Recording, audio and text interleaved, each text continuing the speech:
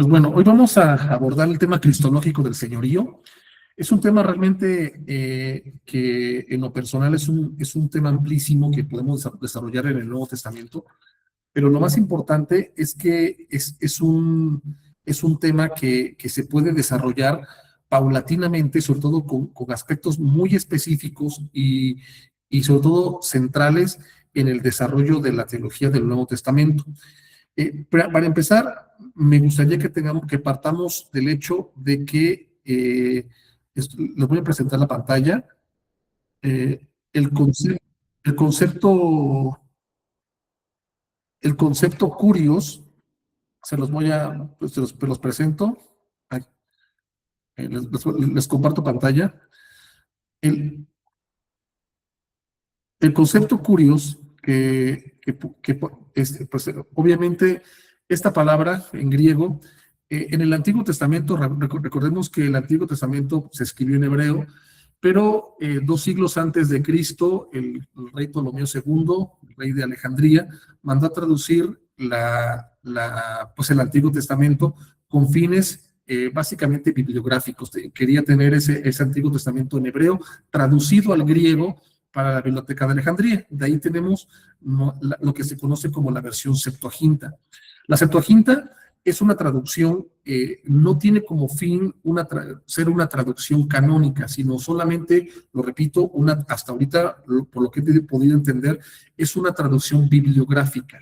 No hay un propósito teológico en la traducción en sí misma, sino estilístico, literario. Y es por eso que el Antiguo Testamento griego, como su nombre lo dice, era lo que estaba desarrollándose, pues en este caso, como un aspecto cultural y al menos como un método de transición entre la cultura griega y también la cultura, en este caso, judía. En esa traducción, pues los traductores no se complicaron mucho la vida. Hay muchas palabras, como ya lo hemos visto anteriormente con el tema del nazareato, traducían fonéticamente muchas palabras en hebreo, tal y como las pronunciaba, fonéticamente las escribían en griego, o bien, en este caso, en el tema del curios, la palabra curios aparece casi todas las veces en el Antiguo Testamento supliendo los nombres hebreos de Dios, por ejemplo, Elohim o Yahvé, o todos los nombres que en hebreo aparecen con el tema de Dios, la palabra curios la suplió. Entonces, en este aspecto, curios es una forma de referirse directamente a Dios básicamente como una vinculación no solamente lingüística, sino también cultural. La palabra curios en la Septuaginta, en el Antiguo Testamento griego, estaba completamente ligada al Dios de Israel. Cuando las comunidades cristianas empiezan a escribir los evangelios, ya hablando del año 50, como año 55, como el Evangelio de Mateo, y empezaron a escribir en griego, como sabemos, utilizaron la Septuaginta como una plataforma para poder entender las realidades cristológicas que estaban queriendo expresar. ¿A qué me refiero? Y lo sabemos. Las comunidades, por ejemplo, judías, interpretaron el Antiguo Testamento desde Jesucristo para poder dar una continuidad en muchos aspectos de cultura judía en cuanto a temas de mandamientos litúrgicos y todo eso, en continuidad con la enseñanza cristológica, que ellos entendían como una extensión de lo que pues habían visualizado del Antiguo Testamento. Por eso en el Evangelio de Mateo tenemos muchas citas del Antiguo Testamento, pero el Antiguo Testamento griego. El Evangelio de Juan, que fue el último evangelio en escribirse, año 85, año 90 después de Cristo, ya tenemos un propósito didáctico y teológico mucho más elaborado que, por ejemplo, Lucas y Marcos. Pero hasta ahorita, como lo hemos estado viendo y desarrollando, Marcos es el primer evangelio en escribirse, año 55 después de Cristo, y nos presenta básicamente en este caso, el Evangelio según Jesucristo. La palabra Evangelion, que recordemos en griego, se traduce como buena noticia. Entonces, cuando tenemos la referencia al Curios en el Nuevo Testamento griego, pues se hace una referencia directa a lo que antiguamente se estaba visualizando puntualmente en el Antiguo Testamento griego con referencia al Señor. Y es que la palabra Curios es una palabra que pues tenía mucho significado. En latín se traduce como domine, y era una atribución directamente política que se le atribuía al emperador o a los gobernadores romanos. Y es que solamente como un contexto histórico les menciono, recordemos que Roma tenía desde su fundación un propósito teológico, uno de esos textos que son elementales para poder entender cómo se va desarrollando Roma, es, por ejemplo, la Eneida de Virgilio. La Eneida, pues, es una historia de cómo se origina Roma. Recordemos que Roma pasa de república a imperio con Augusto, y pues en la Eneida, pues, pues, el personaje Eneas es un personaje que nos está, pues, Virgilio intenta reconstruir al igual que los mitos homéricos, puntualmente en la Odisea, cómo Odiseo regresa a Ítaca, pues de la misma forma en la Eneida, Eneas intenta ir a un viaje, ¿no? Está básicamente, pues, por ejemplo, llega a Cartago, conoce a Dido, entonces es un viaje que tiene como propósito, pues, en pocas palabras, en todo el libro, mostrarnos cómo Roma es fundada por la voluntad de los dioses. Y por eso la religión imperial estaba completamente ligada a la religión griega, que también era una religión que, pues, no, a diferencia de los romanos, recordemos que la religión griega, por ejemplo, se representaba con los mitos homéricos, era una religión que no tenía castas sacerdotales, era una religión completamente cívica. Es decir, la gente iba a los templos, se ofrecían oblaciones, se ofrecían los sacrificios, el incienso, y los dioses correspondían las acciones determinadas de los seres humanos pues, en pocas palabras, en relación a lo que ellos estuvieran pidiendo. Por ejemplo, el tema de las cosechas. Sabemos perfectamente que cuando surge la filosofía en la isla de Mileto con el tema de los presocráticos, se empieza a cuestionar ese tipo de deidades, y pues caen hasta cierto punto en desuso.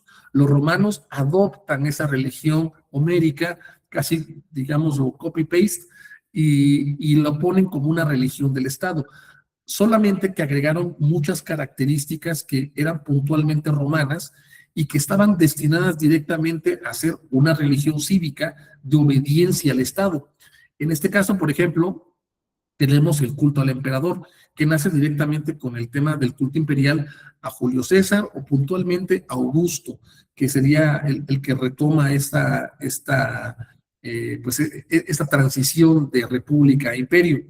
Entonces, este culto al emperador tenía que ver directamente con una forma de gobierno cívico, que si bien muchos emperadores, recordemos al historiador romano Suetonio, no solamente algunos no lo implementaron tan meticulosamente, pero hay otros, por ejemplo, como Domiciano, que intentó restaurar en el año 95, el año 100 más o menos, la religión imperial. Por eso Juan en el Apocalipsis mira al emperador Domiciano como una bestia que sale del mar y sale también de la tierra, el poder político y el poder religioso. Entonces, la atribución de Domine era una atribución política directamente vinculada al emperador, vinculada también a los gobernantes, vinculada al poder político. Y el problema surgía directamente porque el cristianismo empezó a atribuirle la palabra curios, que era sinónima de domine, a un reinado y a un rey directamente que parecía rivalizar con el poder político, que es el reino de Dios. En Mateo, por ejemplo, lo tenemos con el reino de los cielos, en el Evangelio de Lucas con el reino de Dios, pero el reino de Dios, como lo hemos estado viendo en todas estas clases, es algo que paulatinamente, por ejemplo, para los evangelistas, puntualmente para Lucas, se ha estado desarrollando desde pequeñas señales que Jesús mismo estaba haciendo. Y es realmente muy importante tener esta característica, porque el reino de Dios partía o está constituido por pequeños elementos que determinaban la importancia y la singularidad del reino, ya sea milagros de Jesús, la sujeción de demonios, la sanidad de enfermedades, todo eso tenía esta particularidad del reino. Por eso cuando Jesús, según el Evangelio de Lucas, llega ante Pilato, la escena que nos narra Lucas en el año 70, que es cuando escribe el Evangelio de Lucas, imagínense que pues en el año 70 recordemos que cae Jerusalén y los romanos invaden Jerusalén destruyendo el templo, pues tenemos esto como trasfondo. Y es por eso que cuando nos están narrando, por ejemplo, el tema de la pasión de Cristo, puntualmente a partir del capítulo 23 del Evangelio de Lucas, eh, bueno, es algo que cuando lo llevan ante Pilato, en el versículo 3, dice, ¿eres tú el rey de los judíos? Esta pregunta, recordemos que la pregunta que le hace Poncio Pilatos a Jesús no es una pregunta que tuviera que ver directamente con las enseñanzas de Jesús. No es que a Pilato, como romano, le interesara lo que Jesús estaba enseñando como un rabino judío. Lo que le interesaba era la influencia y la categorización de rey de los judíos en una región del Imperio Romano que era muy explosiva y al mismo tiempo, por así decirlo, muy revoltosa, que es la región de Israel. Por eso, cuando le pregunta, ¿eres tú el rey de los judíos? La pregunta estaba dirigida directamente, ¿eres tú el que se autonombra rey de los judíos y que se contrapone al gobierno romano? Entonces, la respuesta de Jesús es, tú mismo lo dices, no lo acepta y no lo niega. Y es que a tal grado que más adelante del versículo 4, Pilatos dice, no encuentro en este hombre culpa alguna, pero decían, con sus enseñanzas agita al pueblo, le respondía la gente, ¿no? Entonces, ¿cuál es la importancia de Lucas al narrar este evento en retrospectiva cristológica? Que Jesucristo es, en este caso, el representante y la muestra de que el reino de Dios ya está presente. Por eso, el reino de Dios, a diferencia del reinado político de Roma, sobre todo el imperio, es un reinado que no se ejercía a través de la fuerza. Y lo hemos estado viendo, sobre todo con el tema del concepto de debilidad. Vemos que el reino de Dios ya está aquí a pesar del antirreino, que en el contexto del Nuevo Testamento exegéticamente estaba representado por el Imperio Romano. Y el Imperio Romano iba en contra, en pocas palabras, era algo completamente opuesto a lo que, los valores del reino que mostraba Jesús, él pues predicaba. Recordemos que 3 siglos después también, ya en Hipona, San Agustín planteará esta separación entre la ciudad de Dios y la ciudad terrena, la ciudad de los hombres o la ciudad de Dios, ¿no? Son cosas completamente diferentes. Y cuando Lucas está describiendo estos dos poderes confrontados en esta escena, lo que tenemos es un Cristo débil, un Cristo que ha sido azotado, un Cristo que nadie daba nada por él, todos lo habían abandonado, estaba solo. Y en ese momento es cuando Juan, por ejemplo, en el año 85, menciona la famosa frase, idu Juanthropo, literalmente, que en latín lo traduce como exe homo, ¿no? He aquí el hombre, he aquí a este despojo de hombre, ¿no? Por así decirlo, ¿no? Y lo importante es que en Jesucristo, en este momento de debilidad, Dios estaba desarrollando una perspectiva completamente nueva del concepto reino.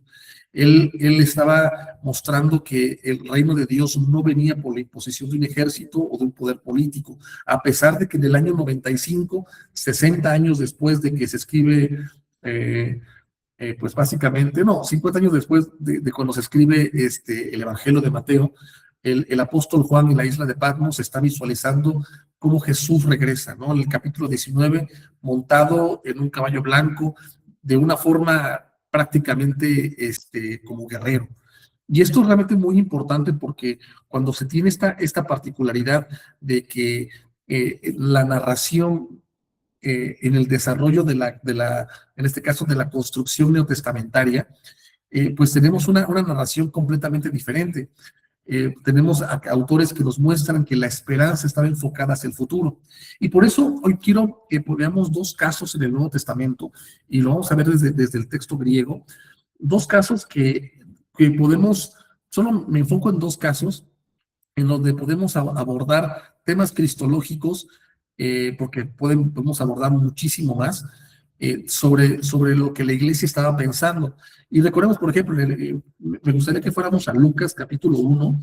En este caso, recordemos que, como lo hemos estado mencionando, Lucas escribe su evangelio en el año 70, después de la caída de Jerusalén. Y está narrando en el capítulo 1 la visita del ángel a María, a la Virgen María.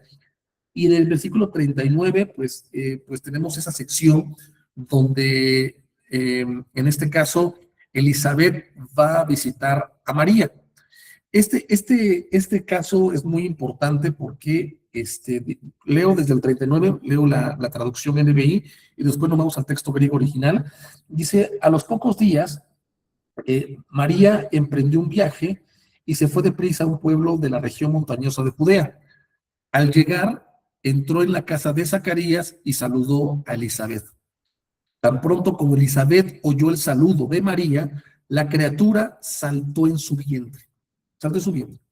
Entonces Elizabeth, llena del Espíritu Santo, exclamó: bendita tú entre las mujeres y bendito el hijo que darás a luz.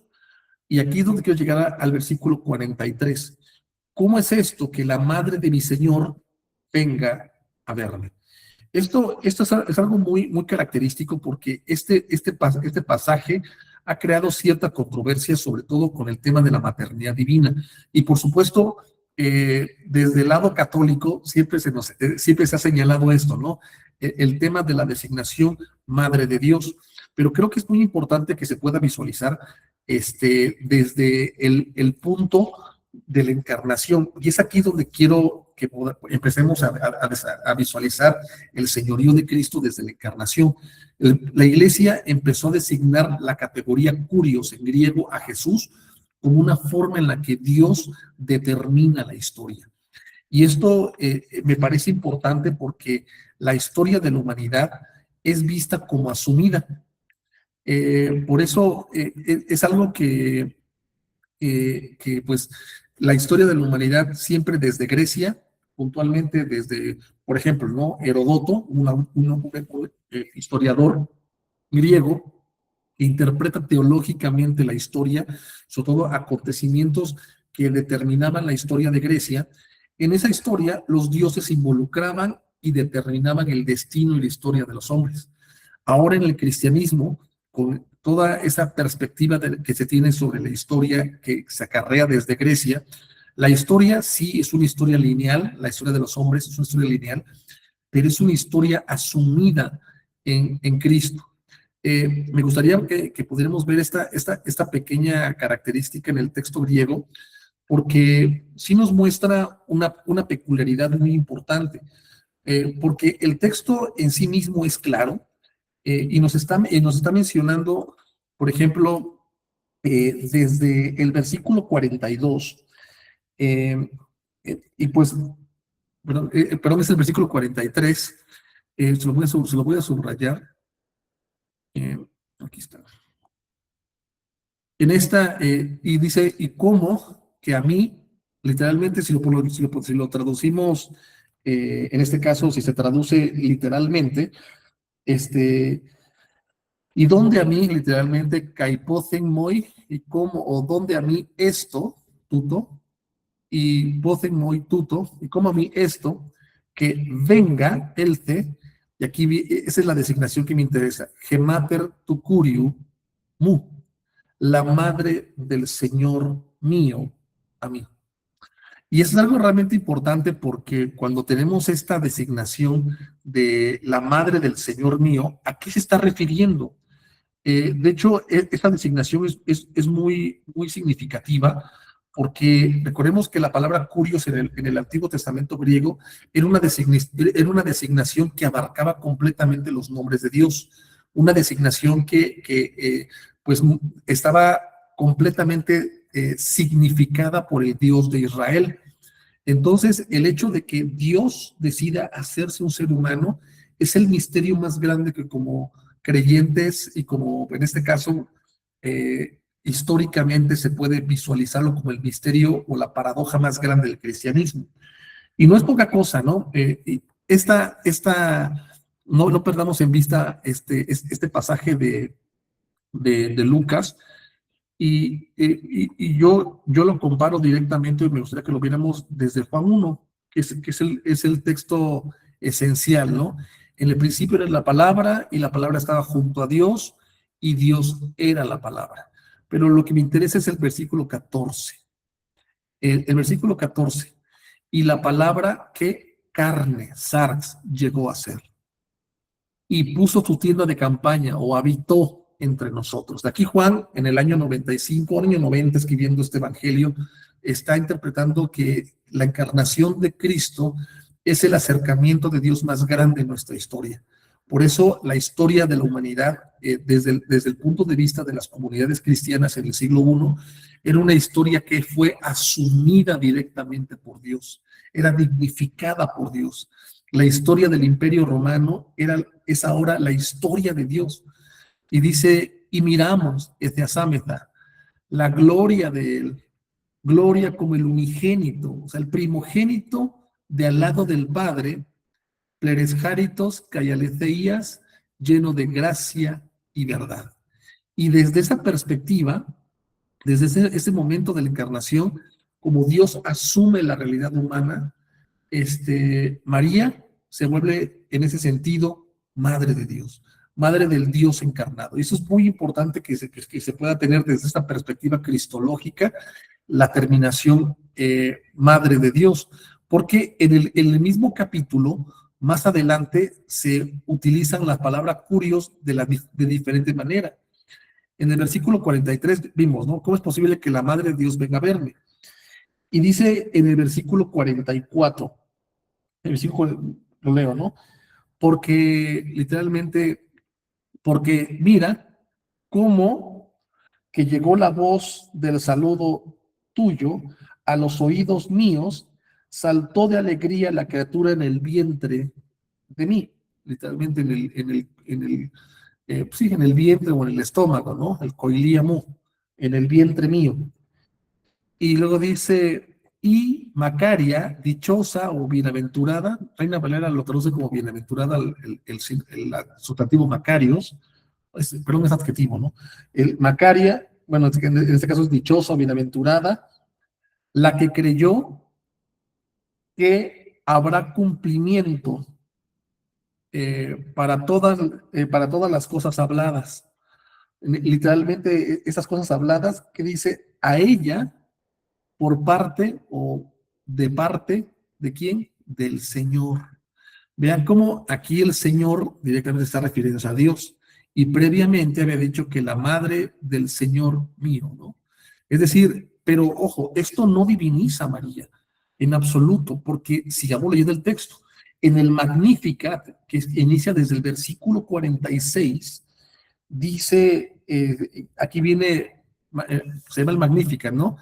Y dice, y dijo María, Megalunei, engrandece el alma mía, ¿a quién? Al Señor. Entonces, eh, aquí tenemos literalmente este verbo, megalunei, engrandece, exalta. Se puede también incluso traducir como alaba a quién, al Señor. Ella reconocía que lo que tenía en el vientre era su Señor, era Dios. Entonces, eso no si bien la llaman bienaventurada, como lo menciona aquí vamos a ponerlo de otro color, en el versículo 45, pero ella literalmente engrandece al Señor, es decir, a lo que tiene en el vientre. Eso es realmente importantísimo. Y luego dice, y se alegra el espíritu mío en Dios, literalmente aquí está, feo. ¿Quién es? El Salvador mío. Entonces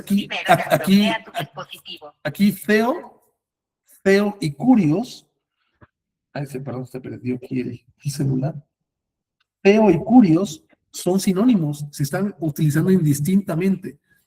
Aquí, obviamente, en dativo, theo o curios. Entonces, ¿cómo podemos entender aquí, por ejemplo, en el versículo 47, eh, literalmente, ¿no? Si lo leemos desde el 46, y dijo María, eh, y dijo María, engrandece el alma mía al Señor. Y viene, y literalmente, y se regocija el espíritu, de la misma forma, neuma, vamos a ponerlo con verde,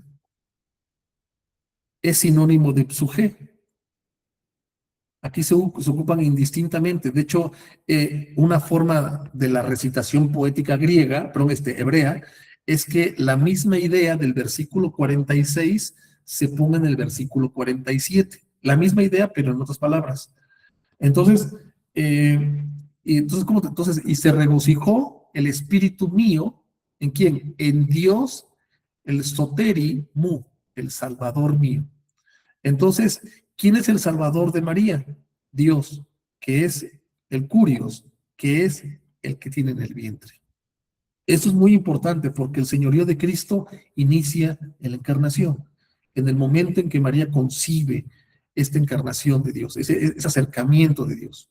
Y por eso me parece importante tenerlo en cuenta, porque, porque esto nos permite visualizar lo que la iglesia estaba entendiendo, cómo se da la concepción o cómo se da este proceso. Pues es un misterio. De hecho, Pablo lo dice, es un misterio el hecho de que Dios se haga hecho hombre. Pero entonces, no sé si me estoy dando a explicar bien esto con esta pequeña perícopa que tenemos aquí, idea A e idea B, es la misma. Entonces, eh, y todavía en el 48, eh, le dice porque, bueno, si podemos seguir viendo esta magnífica, esta exaltación, es una exaltación que habla de los poderosos, pero al menos en esos dos versículos nos muestra el uso de la palabra curios, que es lo que quería enfatizar, ¿no? Que señalan directamente al Señor como Dios. Esto me parece muy importante y al menos muy significativo porque ya en el pensamiento paulino, ya posterior, que fue antes de esta redacción del Evangelio de Lucas, tenemos el caso de la carta a los filipenses, donde tenemos esta, esta visión literalmente cósmica de lo que implica para Pablo el señorío de Cristo.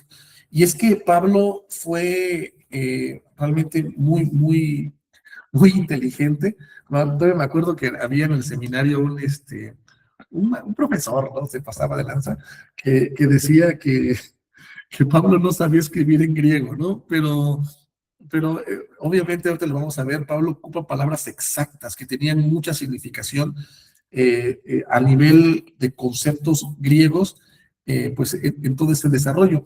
Y es que para Pablo y para el cristianismo primitivo, la finalidad o el fin de la historia era directamente Cristo, era el reino cristológico, donde incluso en el contexto original o exegético, el imperio romano iba a doblegarse ante Cristo. Y no solo eso, llega en el himno de Filipenses 2, que lo vamos a analizar ahorita, habla de todos los seres celestiales, los terrenales y los que están debajo de la tierra.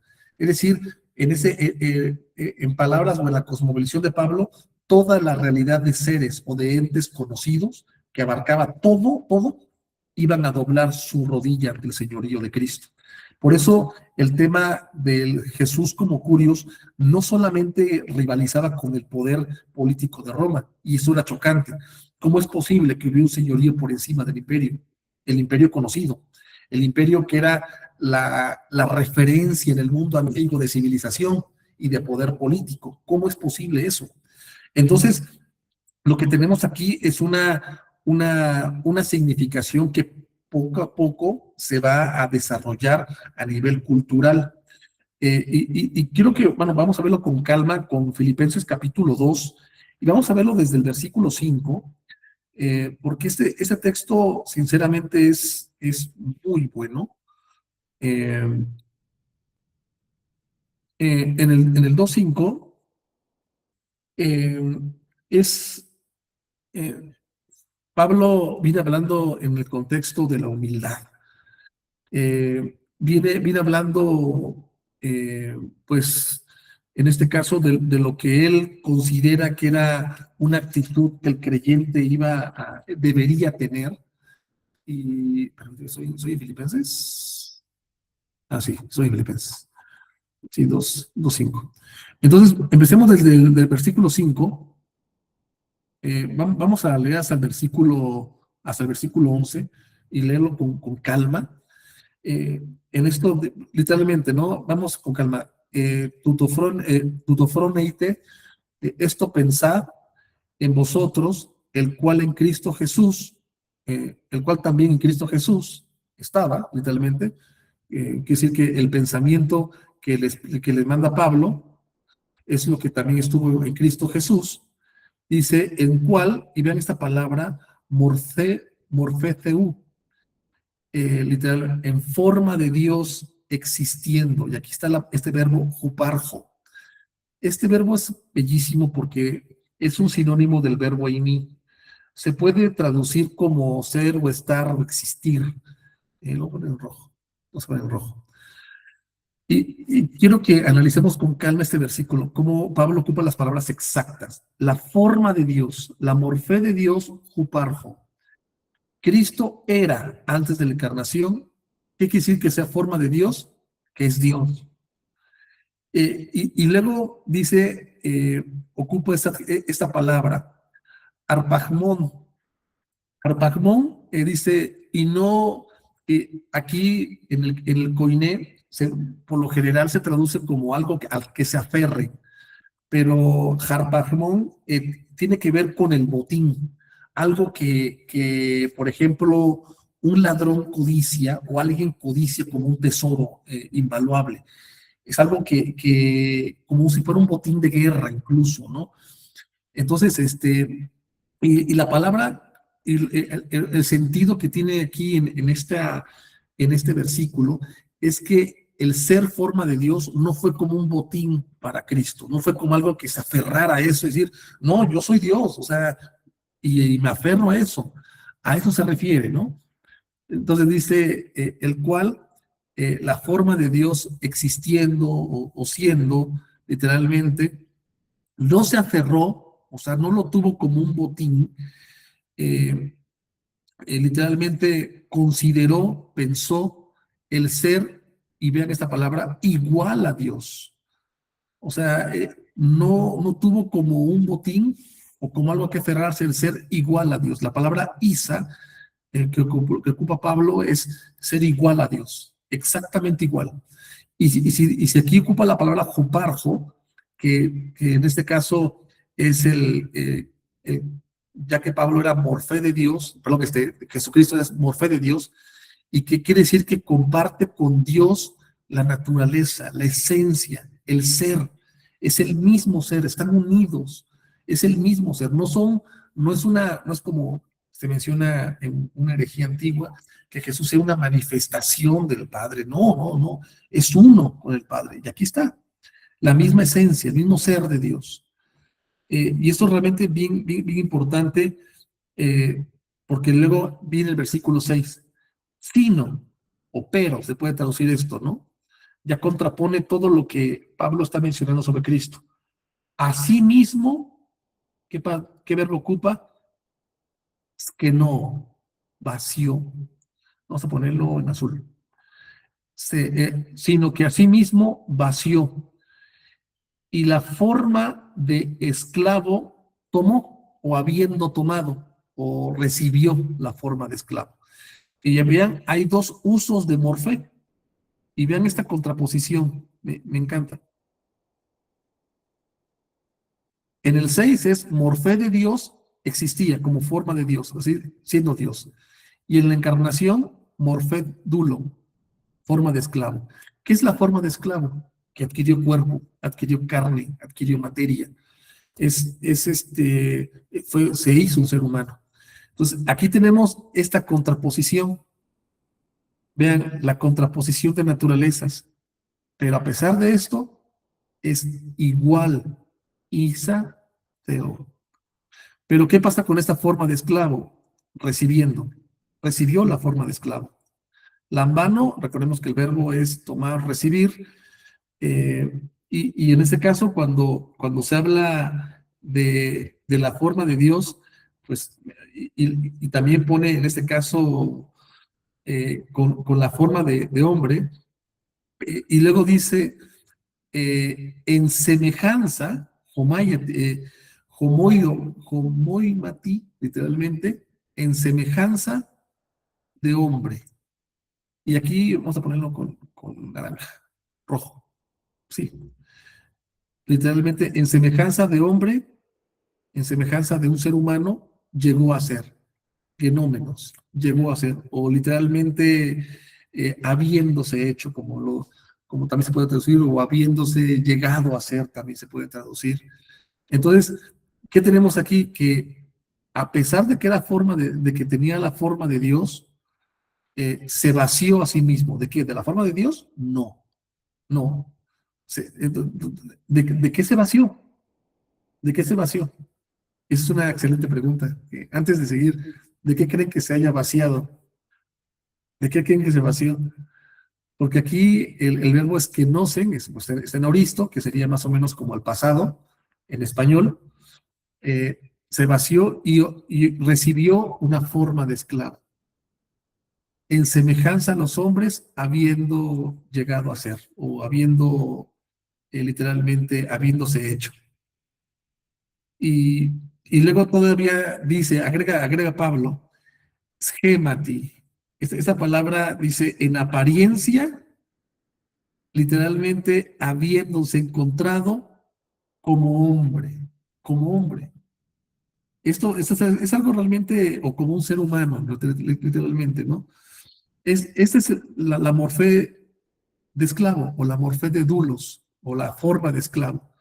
Siendo forma de Dios, se vació en semejanza a los hombres y tomando forma de los seres humanos. O sea, tuvo un cuerpo. Versículo 8. Stapeinosen, es un auristo también, es humilló o se humilló a sí mismo, habiéndose hecho o habiendo llegado a ser, literalmente, obediente. Upecos, obediente. Obediente hasta que, hasta la muerte y muerte de cruz. Entonces, no solamente, por qué fue obediente? Porque, vamos a ponerlo azul, porque era esclavo. Que cuando para el apóstol Pablo, el hecho que haya tomado cuerpo, aquí lo asemeja con el ser esclavo, ser humano, y se hizo que obediente. ¿Como quién? Como un esclavo, obediente, jupecos, hasta la muerte y muerte de cruz. ¿Obediente a qué? Al Padre, con quien tiene la forma de Dios, y es igual, recordemos, igual a Dios. Y dice el 9, por esta razón también, Joseos, aquí tenemos un sujeto, Joseos. ¿Quién es Joseos? Vamos a ponerlo en otro color, vamos a ponerlo en verde. No, ya está muy verde, en azul, azul fuerte. Joseos, a él, o sea, Dios a él lo exaltó. Y esta palabra es realmente muy, muy importante porque si bien, ya que tomó forma de esclavo, siendo también y poseyendo también la forma de Dios, obedeció hasta la muerte y muerte de cruz. Es decir, Dios muere. Y eso es algo importantísimo. Dios muere. La consecuencia de esta muerte es que Dios lo exaltó. El Padre lo exaltó. Esto es muy, muy significativo. ¿Y qué dice? Y le otorgó, le dio a él el nombre por encima de todo nombre. Un nombre que está por encima de todo nombre. Para que en el nombre de Jesús, que es el nombre de Jesús, toda rodilla se doble. Y aquí toda es toda. Toda es, eh, toda rodilla es incluida la rodilla del emperador, toda rodilla del Imperio Romano, toda la rodilla, digo, exegéticamente, del mundo conocido, toda rodilla se doble. Y eso es algo realmente muy, muy significativo por- porque, porque, porque bueno, para Pablo esto era lo que contraponía al reino de Dios con el reino terrenal, ¿no? Para que toda rodilla se doble, perdón, y vean estas palabras, las voy a poner en, en azul fuerte. Vamos a poner en azul fuerte.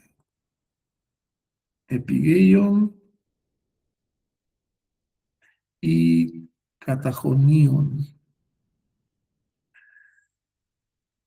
Epuranion, para que toda rodilla se doble de seres celestiales sí, de seres celestes, epigeion de seres terrenales y catajonion y seres debajo de la tierra. Aquí en esta declaración Pablo engloba el orbe, todo lo conocido. Los seres celestiales, entendemos ángeles, todo lo que existe está en el cielo, todo lo que está en la tierra, seres humanos, poderes políticos, el emperador, toda Roma, todo aquí, epigeio, entran en los epigeio. Y catafonion, en este caso sería todo lo que está debajo de la tierra, que en la concepción judía eran todos los seres en el inframundo. Todos ellos, el diablo mismo, va a doblar la rodilla porque Jesús tiene un nombre que está por encima de todo nombre, ya que el Padre que lo exaltó, uperupsose. Entonces, y luego dice, y toda lengua pasa glosa, toda lengua, como lo Gesetai, confiese que Jesucristo es, y aquí está el enfoque, es el Curios, el rey, el emperador. Jesucristo es el Señor, dice, para gloria de Dios Padre. Entonces, el señorío de Cristo es un señorío cósmico, cósmico. La historia tiene una finalidad en esta glorificación, cuando todo el cosmos doble rodilla ante el Señor, doble rodilla ante lo que Él es, ante lo que pues Él ha hecho. Y eso es realmente muy, muy significativo porque pues tenemos esta esperanza de lo que Él está, al menos en el pensamiento paulino, desarrollándose como la meta de la historia. En el pensamiento de Teray de Chardin se está teniendo esta perspectiva como una forma de visualizar la vida cotidiana. Se mira como una forma también de visualizar desde el cristianismo la meta de la historia. Teirán de Chardin decía que estamos en la cristósfera, en esa etapa cristósfera donde pues estamos en una época donde pues tiene como finalidad la, pues, la glorificación y el segundo regreso de Cristo. Creo que esto es realmente muy significativo y al menos lo pongo en esta perspectiva como una forma de que podamos, a menos en estos dos casos, visualizar dos elementos cristológicos que se le atribuyen directamente al señorío. Podemos abordar mucho más y podemos pues también tener varias perspectivas de lo que implica en este caso eh, pues el señorío del Señor. Pues no sé, si no hay ninguna pregunta, vamos a orar y pues si no, no sé si me voy a explicar, es que hoy el tema del señorío fue muy, muy, a menos en Filipenses, todavía hay mucho que sacar de ahí, ¿no? Pero eh, no sé, ¿hay un comentario, dudas? Si no, vamos a orar. Eh, no, pues vamos a orar. Señor, te damos gracias porque podemos meditar sobre el señorío de lo que tú eres. Gracias por tu fidelidad, por tu amor y por tu bondad. Te pido, Señor, que tú puedas poner en nuestros corazones el seguimiento, todo lo que implica seguirte, Señor, como nuestro Señor, no solo en la historia de la humanidad, sino en nuestra historia personal. Gracias por tu fidelidad y por tu amor. Graba en nuestros corazones tu palabra. eh, en el nombre de Jesús. Amén. Permíteme.